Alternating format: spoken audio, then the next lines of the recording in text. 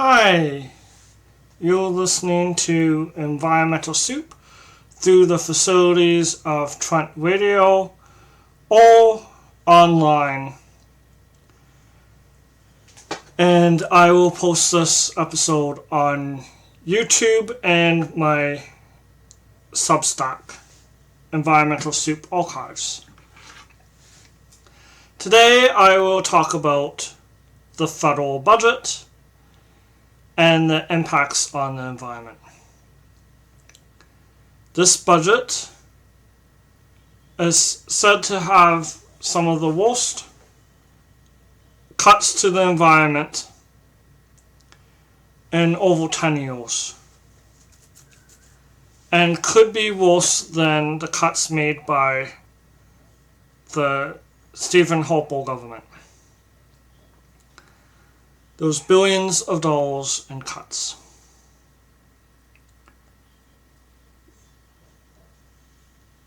At the same time, those massive increases in the military. And the military does not have the same international climate obligations. So that's a huge issue.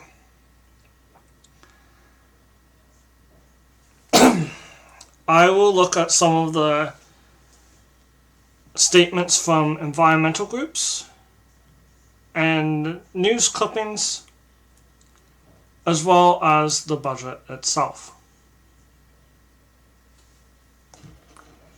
The first is eco-justice. I'll also look at environmental defense and policy alternatives. Canadian Centre for Policy Alternatives. So I will get started.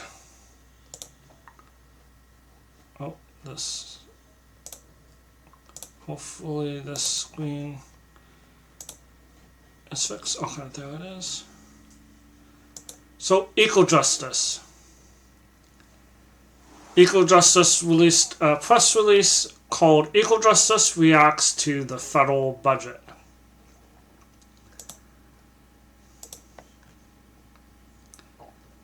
And this was posted on November 4th, 2025. And it's by the Eco-Justice Director of Law Reform, Manad Malas. There was a quote: "Canadians should be alarmed at the scale of proposed funding cuts to the public service and essential programs within Environment and Climate Change Canada and other departments over the next 3 years."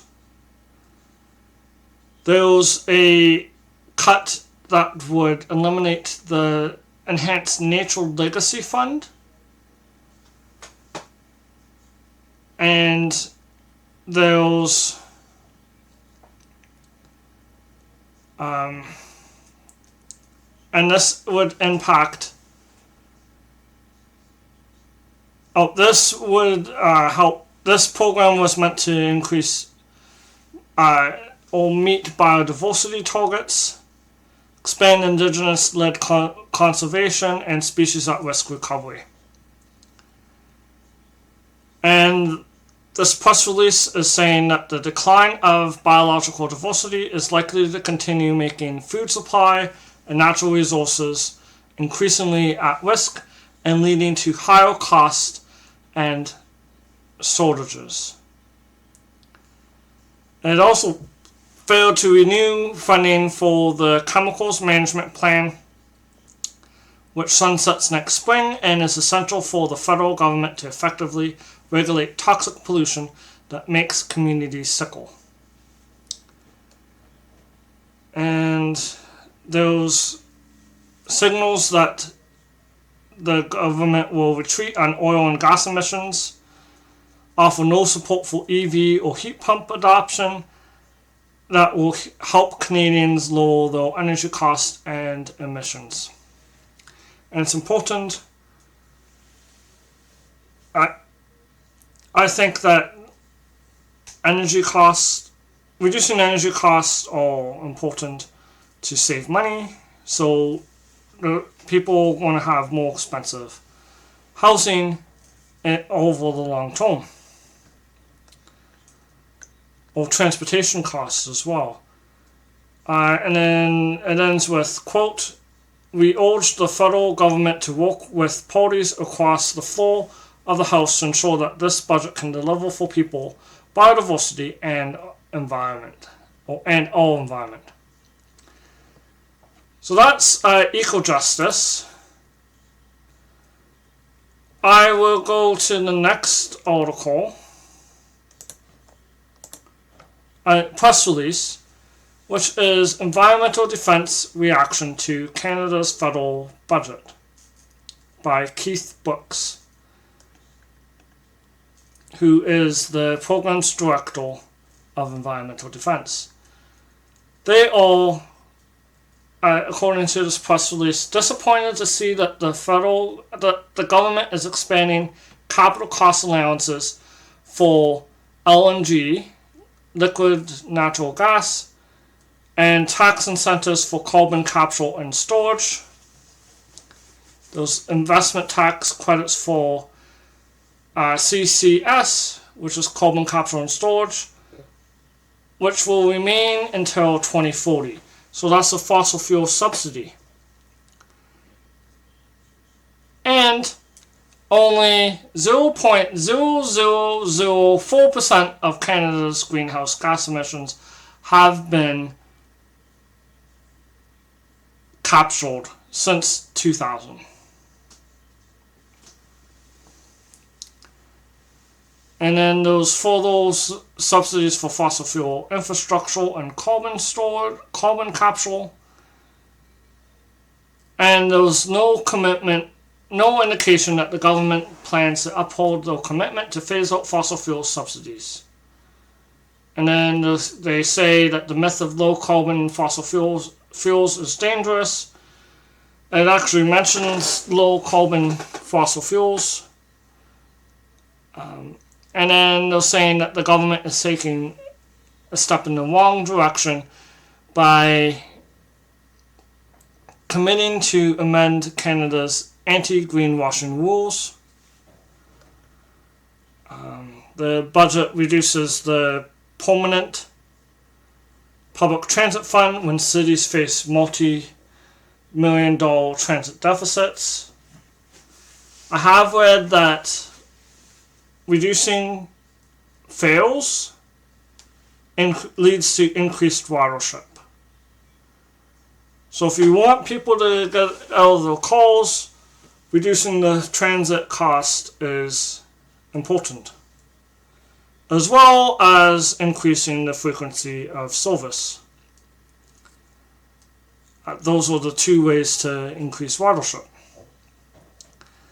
And if funds are reduced, it's going to be more difficult for municipalities to increase frequency of service on existing routes or expand into routes that have not been served by transit. There's the climate competitiveness strategy, which will strengthen the industrial carbon pricing. So they said that that's positive. And there's a quote. Oh, that's not a quote. Oh, that was. We applaud this commitment and hope that provinces are currently out of compliance, namely Saskatchewan and Alberta, will take notice. And then they're happy that there's a commitment to clean electricity regulations. And then the final point was the budget does not clarify whether the federal government intends to meet or even seek to meet Canada's international climate commitments per the Paris Accord. So that's statement from Environmental Defence, and then the statement from the Canadian Centre for Policy Alternatives, and they have a press release called Alternative Federal Budget 2026 Environment and Climate Change, Building True Canadian Sovereignty. And then they're saying that even if the CAP will implemented Canada's climate policies, those already in place, and those it has promised are wildly insufficient for meeting the urgency of the climate crisis. And they're saying that it can be... The federal government is saying that they're going to potentially eliminate the CAP. Canada, and then they're saying Canada will blow past all domestic climate targets by wide margin, not to mention our fair share of the global climate effort. And then there's a graph pointing to all the different scenarios. They have the green. They show the fair share, which reaches net zero by 2050. And then proposed measures, and under proposed measures it's almost 500 megatons per carbon dioxide equivalent, and projected current measures, it's almost 600. So those are a huge way to go. And so it's and this goes to 2040, the projections. Yeah, so it's very significant. And then they propose some actions from the alternative federal budget. They would like to see timely passage of two major outstanding federal climate commitments: oil and gas sector greenhouse gas emissions cap and the Climate Aligned Finance Act. They would like to see climate and biodiversity conditions, also known as green strings, on federal spending, and including infrastructural investment and public procurement. So that means that the spending has to factor in impacts on climate and biodiversity. They propose an environmental justice secretariat. They want to strengthen the national carbon pricing system by reinstating the consumer carbon pricing backstop on its previous schedule and closing loopholes in the industrial output-based pricing system.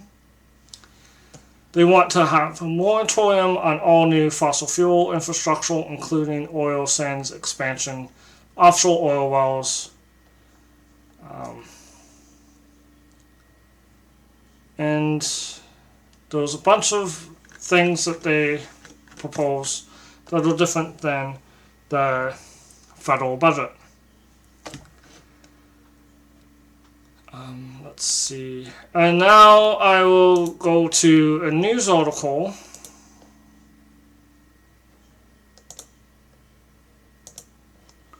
So the news article is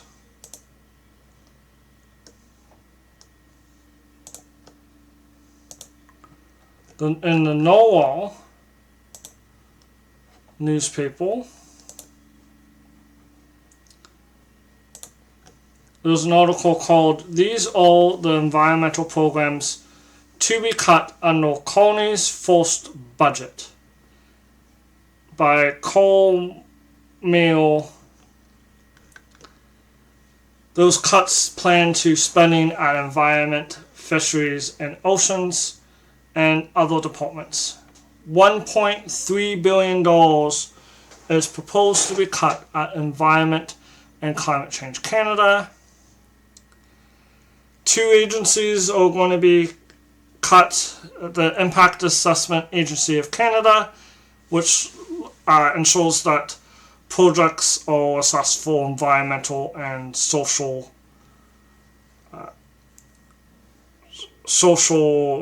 issues,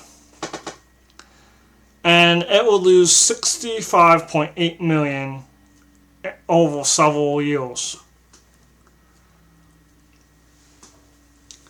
And it's not just about the environment, it's about social values, social issues, and economic issues that are looked at,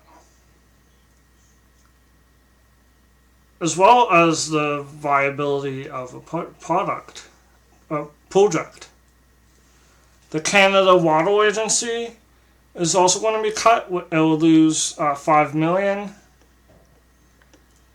Natural Resources Canada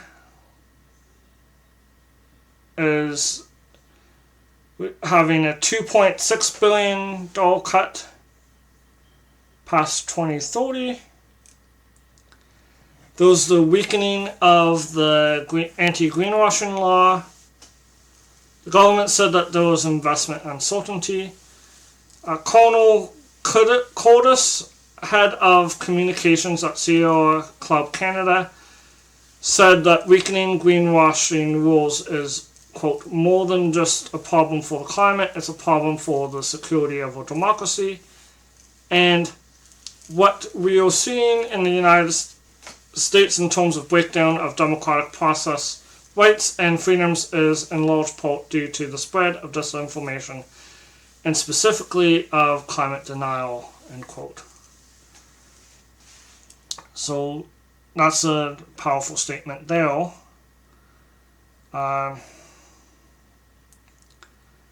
And then, let's see.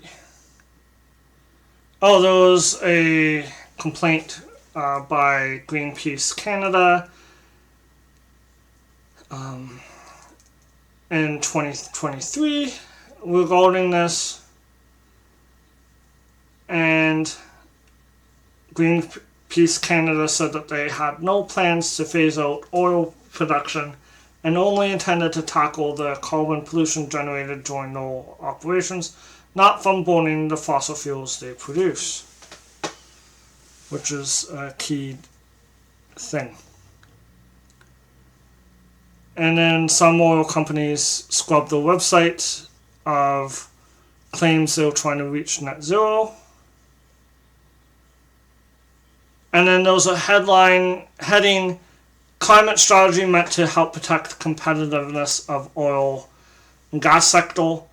In the climate competitive strategy, the strategy is focused on reducing carbon intensity, but not actual carbon emissions. There's a key difference. Carbon intensity is the amount per unit, but the actual emissions can still go up if there's more units produced. There's lowering the carbon intensity. The budget noted Canada can sell more of its oil and gas, steel and aluminum to jurisdictions that are looking for low associated greenhouse gas emissions. So still using fossil fuels and relying on fossil fuels. And then they say lowering our emissions is critical to protecting the competitiveness of Canada's oil and gas and steel sectors. And then I pointed that out, carbon intensity is not a measure of the total level of emissions from energy production.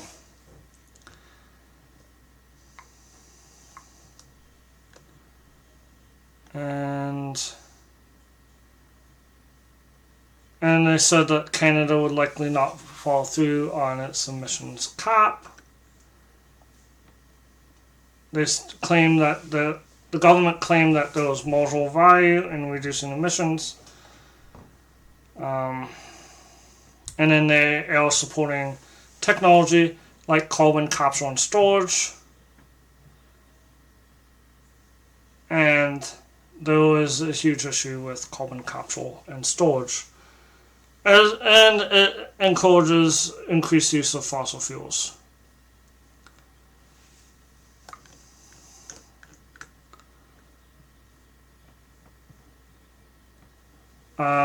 There was no mention of environmental and equity conditions in clean electricity.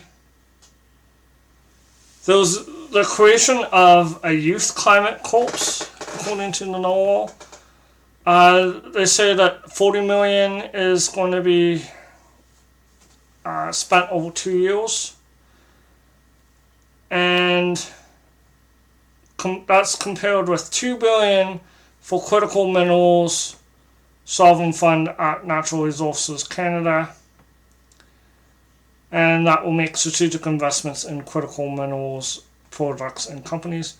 So they're spending a lot more on fossil fuels than the Youth Climate Corps.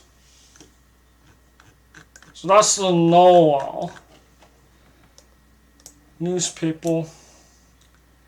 So the National Observer also has an article, and it said, "Is there anything to love in Carney's climate strategy?"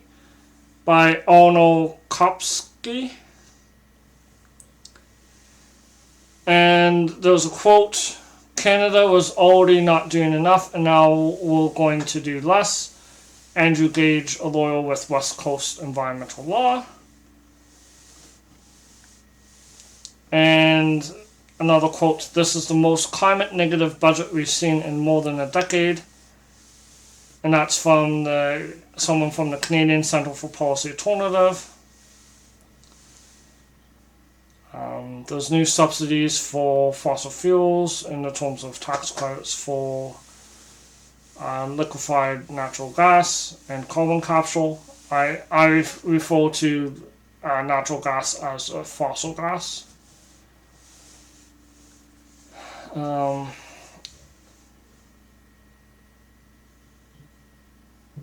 And there are some people praising the budget, such as Chris Severson Baker of the Pamela Institute, which is an Alberta-based environmental think tank. I don't agree with the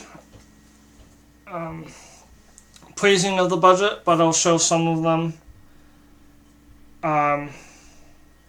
There's tax credits for electrification and renewable energy, and strengthening the industrial carbon pricing. Those methane regulations. And then there was an excuse that Canada is an oil producing country, and Canada is facing constrained trade and economic opportunities. And then Andrew Gage from West Coast Environmental Law at the end of the article said, quote, "We've had decades of environmental groups applauding every little positive step the government rolls out, only to see those steps pulled back later. I hope they'll wait this time, but I'm not sure history bears that out." End quote. So let's look at the budget. Let's see.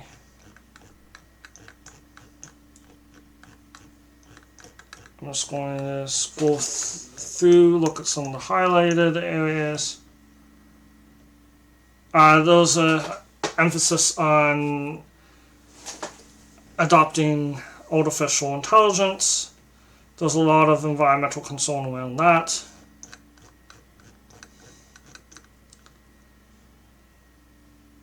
There's building nuclear, solar, wind, clean hydrogen, and other renewable energy.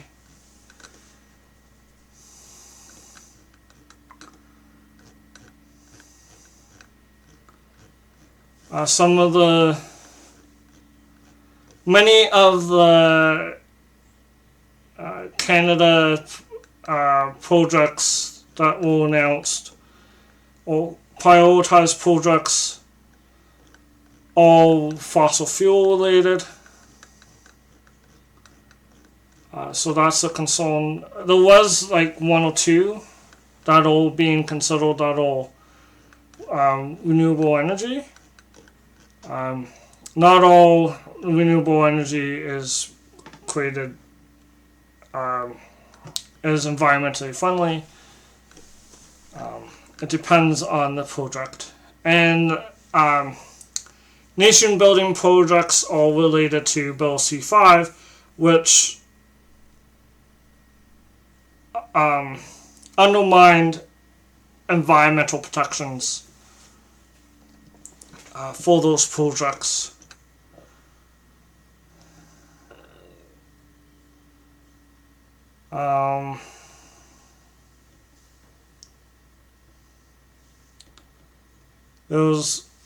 The Building Canada Act is Bill C-5.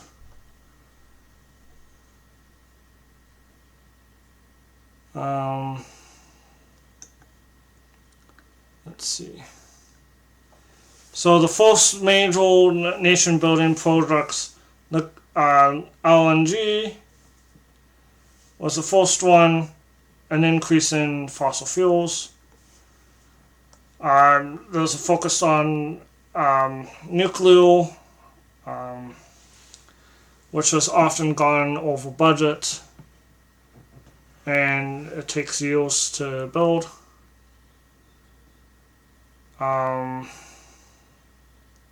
There's a copper mine, a mine expansion, and then there's a map of some of the other ones.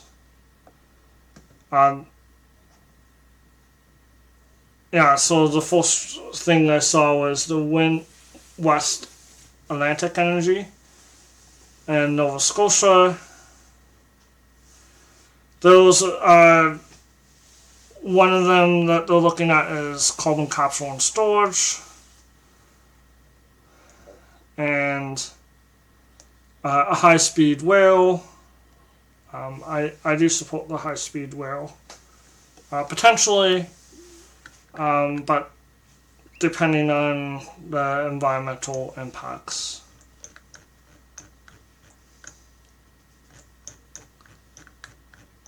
Let's see, those several pages.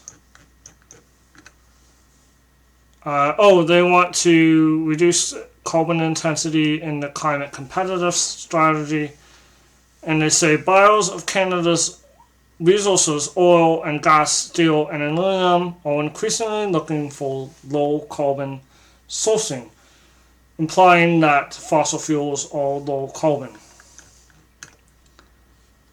And they say lowering our emissions is critical to protecting the competitiveness of Canada's oil and gas and steel sectors.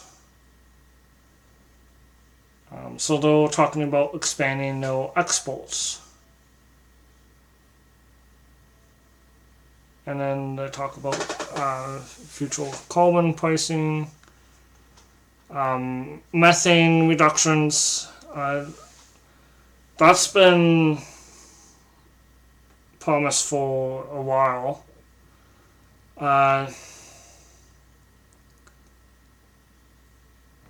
They might get rid of the emissions cap.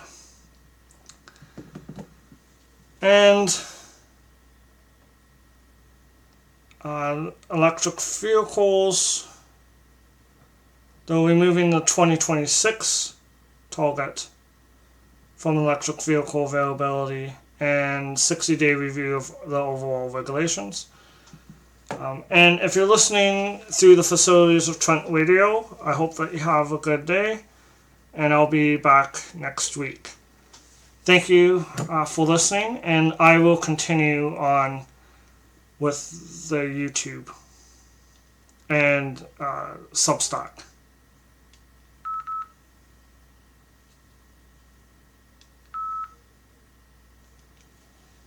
So that's the electric vehicle availability. I made a video just about electric vehicle.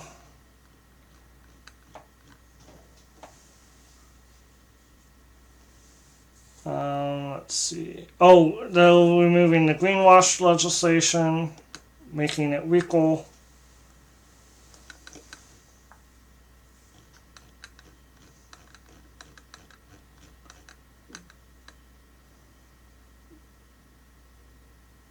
The climate competitiveness strategy, there's some. I looked at some of the numbers. Landfill methane regulations. Chapter 2. I'm just scrolling through some of the highlights.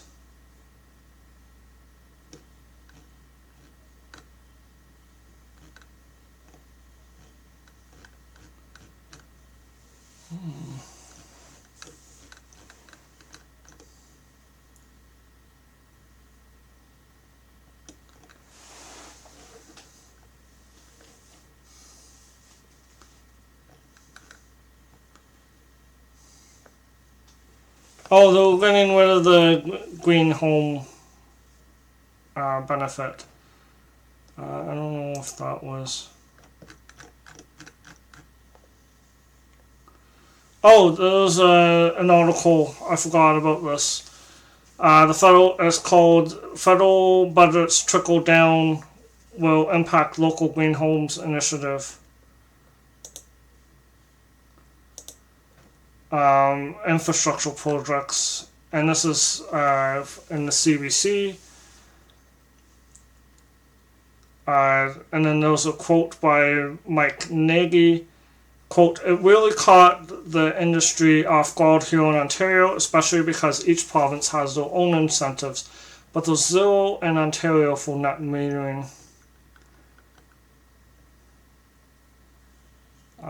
They want long-term. Oh, Volbanok said what's missing from the federal budget is long-term fiscal plan for municipal infrastructure. Oh, and then I miss. Oh, and then those like people that are upset about that the Green Homes was cancelled. There's now less employment in the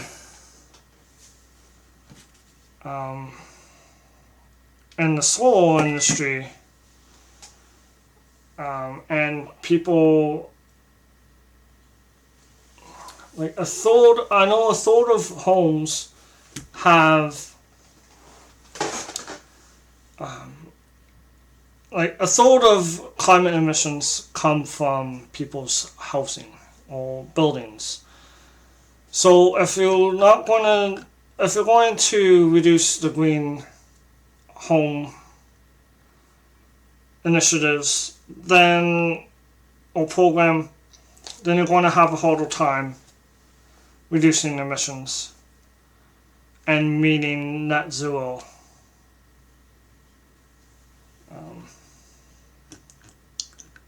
Let's see, did I...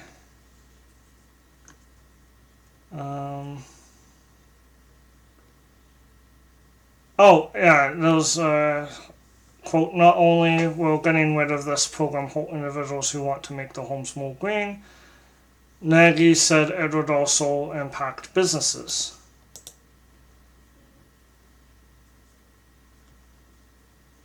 And then, quote, "The solar industry employs a lot of different people from trades to professional engineers. The federal Greener Homes loan was a huge inducement to people investing in their local economies while saving lots of money and helping the climate." We'll go back to the budget, see what's there.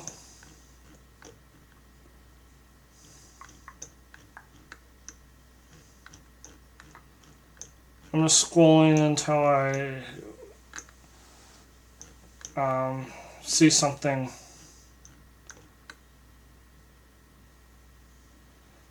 Oh, they spent $4.1 billion to cancel the consumer carbon price, and they said it was divisive. And only 20 million for the Youth Climate Corps. So 4.1 billion versus 20 million.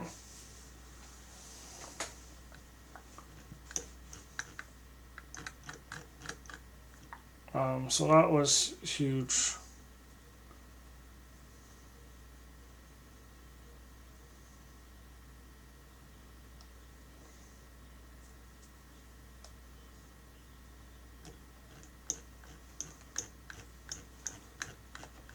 Let's see.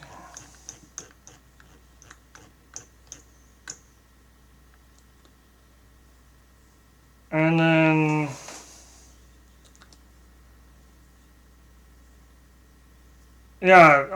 defending sovereignty.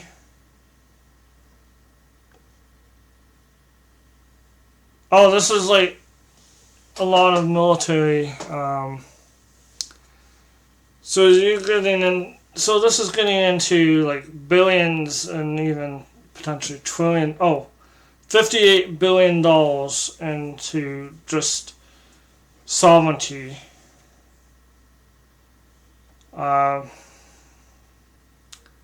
58 plus. Let me get my calculator. So 58 plus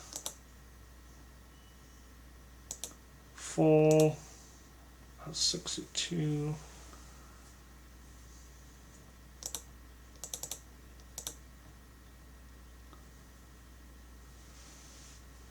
So it's getting.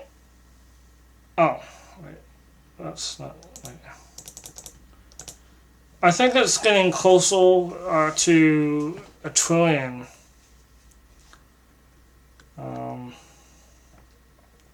But it's definitely in like the higher end of spending, isn't military. It goes from 7 billion to 14 billion in 2029-30.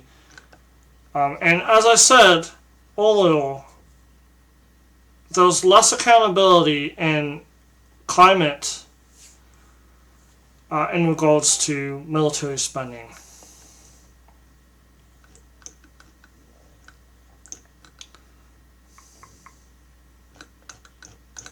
And then I'm not sure if I highlighted anything else, but I'll check.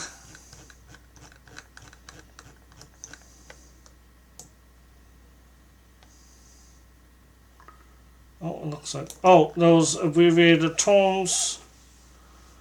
Let's see.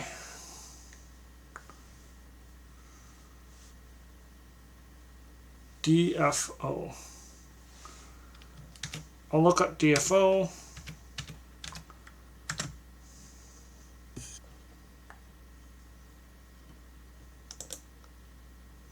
Fisheries and oceans. Those are 15% in savings targets over 3 years. They're going to wind down research and monitoring activities.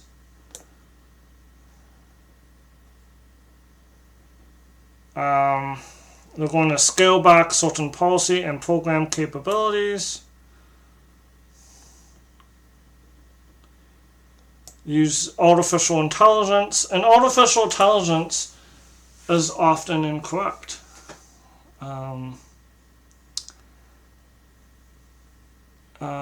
They're going to reduce paper-based tools.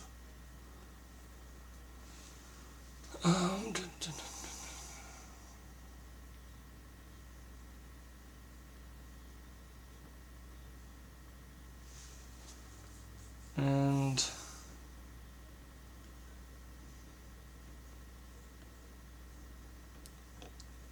yeah, so that's Department of Fisheries and Oceans.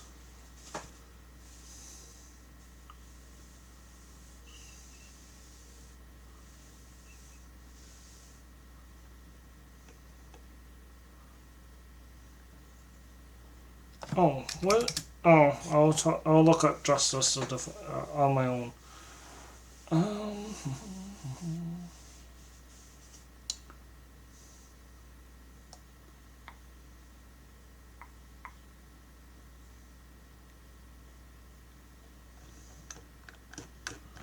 yeah, and then I'm not sure if I highlighted anything else in the budget. Oh, energy and natural resources.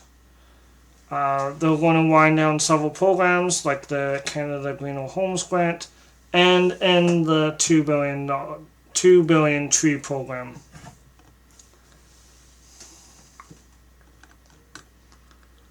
Environment and climate change.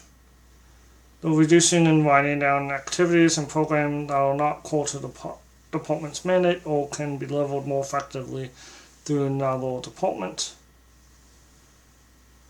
And then there's 1.4 billion cuts to the environment. I talked about fisheries and oceans.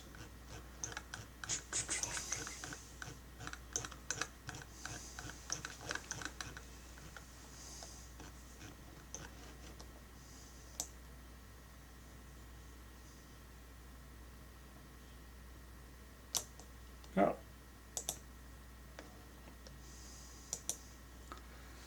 So, yeah, this budget is a disappointment for the environment. There's a lot that could be changed. I would like to see that it's different. The fossil fuel subsidies needs to go. And this is at a time, this budget comes at a time the same week that COP30 is happening, an environmental conference. And I believe that more action on the environment should be taken. We've seen increased record number of forest fires recently, people dying from extreme heat, massive flooding throughout the country. So it is disappointing that there was a lack of political leadership in Canada on the environment. And tackling the environment does not mean that the economy is going to suffer. We can, if we act now,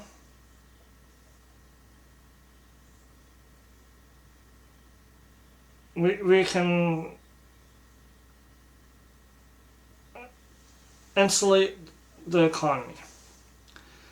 But this budget ignores the fact that climate change has a financial cost, such as infrastructural damage as a result of climate change and adaptation to save people's lives. Thank you for listening, and I hope that you have a good rest of your day. I hope to talk about Bill 5 and Bill C5 in an upcoming video, and as well as Ontario is proposing to reduce the conservation authorities. So that will be a huge topic. And I'll look at what's happening in COP30. So there's lots to discuss, and I will be back with a new video. Thank you for listening.